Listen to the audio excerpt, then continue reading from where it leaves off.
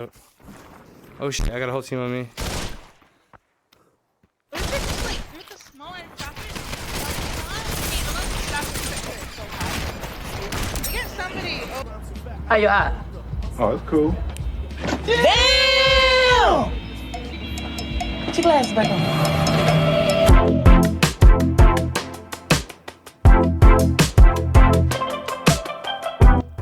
Well, here we are.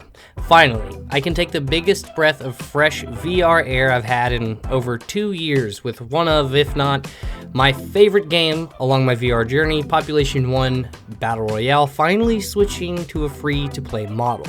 And unless you're on Steam, where somebody wants to be a complete bias asshat from what I understand and still charge people. I think they're using hackers or something as an excuse, but that's like saying Fortnite should cost on PC. But again, whatever. The real haunting question is whether or not this also puts it on the path behind Echo VR, which is shutting down entirely with no game support whatsoever. And with that trend in the gaming world as a whole happening more often, and something like Echo that's just been out for a really short time comparatively speaking, does Big Box follow suit here in just 2 or 3 short years and just completely shut down its service, leaving its players in the dark for good after all the money they've spent on in-game cosmetics and season passes? Well, more on that topic later, and I have a really very serious important message that I do hope some of you stay tuned for at the end, especially you adults that are watching this. But first, really quick, as I often will do, just because this channel's nowhere near the size that I hope it's going to be one day, and so many newcomers to VR having no idea what this game is, basically, Population 1 is the first successfully implemented Battle Royale that takes place entirely in virtual reality. Adding to it the ability to climb anything and glide anywhere, it creates a vertical dream or nightmare, depending on which end of the barrel you're on. But no matter what they did was groundbreaking for its time because the game worked, and it worked well. Still does to a very high degree with their buyout from Meta, but with that short bit explanation to you newbies, I just want to take a hot take to really show appreciation for this move before I go all doom and gloom, because it's something that not just myself and friends have been asking for the entire game's life now, but it's something that the community as a whole has agreed on, with an overwhelming majority saying that they wish this was the case from the beginning. With that being said, I do 100% agree that the game needed a pay model to begin, because before we forget, remember that Big Box wasn't always owned and answering to the overlords of Facebook that don't quite care about VR player base as much as they do the future of whether they control the VR space. Initially, Big Box needed the funding that came with the purchases of the game. With a huge team and massive plans for the future, it was crucial at that point. But as many have said, it would have probably been a better move to go free to play much sooner after the Meta acquisition. But hey, here we are, and I'm just thankful it's happening personally. What does this mean exactly for the game as a whole, though? Does it bring an insane amount of new players similar to that of something like Gorilla Tag, where although it might be full of squeakers, it's worth it just because of the massive success? Well, I'm not really 100% sold, at least just yet, that this is going to be the case, but I definitely lean towards it.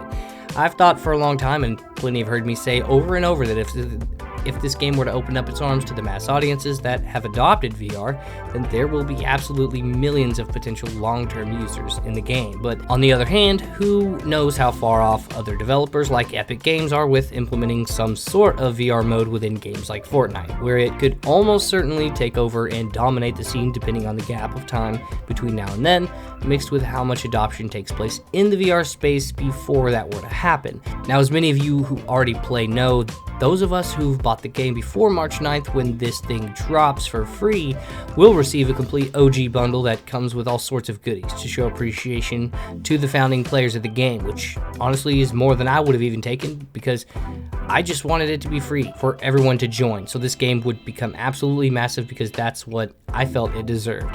I can't wait to see what it brings, because I know it's bringing me back into the game pretty hardcore. I'm already getting back into the groove and prepping to welcome everybody.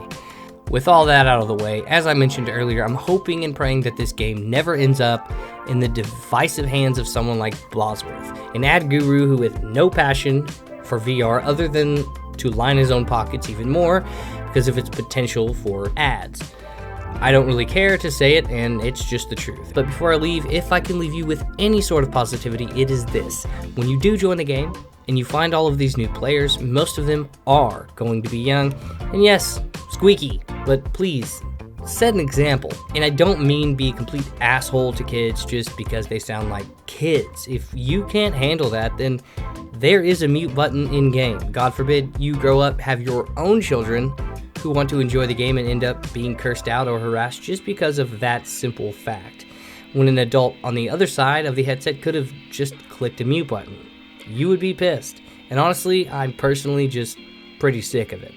Talk your shit in private, leave the future generation to enjoy their games. Anything less and you are just being a piece of shit, because patience doesn't cost anything, and you should be able to say nothing at all if you can't say something nice to a child. Don't be a piece of shit.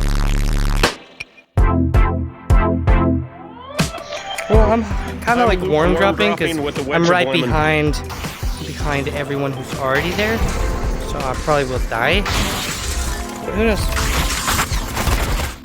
Oh yeah, I did, for sure.